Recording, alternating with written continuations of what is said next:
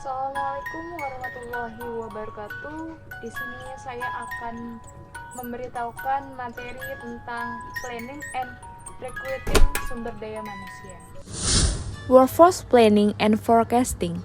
Workforce planning adalah proses menentukan posisi apa yang harus diisi dan bagaimana cara isinya dilihat dari posisi perusahaan tersebut. Strategi and workforce planning mencari kandidat untuk posisi yang akan diisi sehingga setiap perusahaan harus menciptakan sebuah strategi dalam menentukan workforce.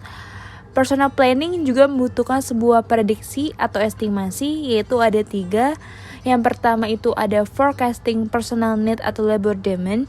Yang kedua itu ada forecasting supply inside candidate.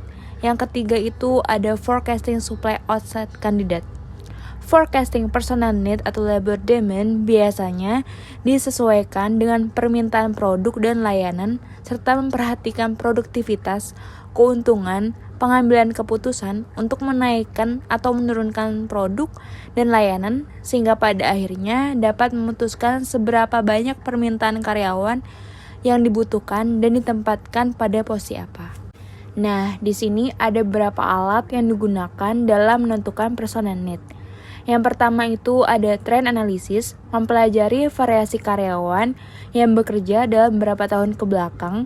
Yang kedua itu ada rasio analisis, membuat perkiraan berdasarkan rasio antara jumlah pendapatan dan jumlah karyawan yang diperlukan.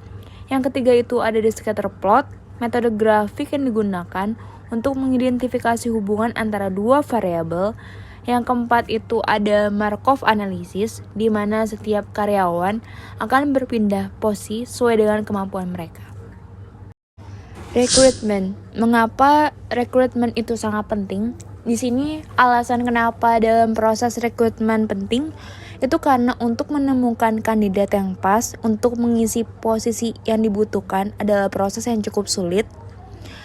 Di sini apa yang membuat rekrutmen itu menjadi sebuah tantangan? Yang pertama itu karena penggunaan metode perekrutan di setiap perusahaan berbeda-beda, tergantung bagaimana dengan jenis perekrutannya. Yang kedua itu Undang-Undang Tenaga Kerja membuat saat proses rekrutmen tidak bisa bebas bertanya dan melakukan hal apapun.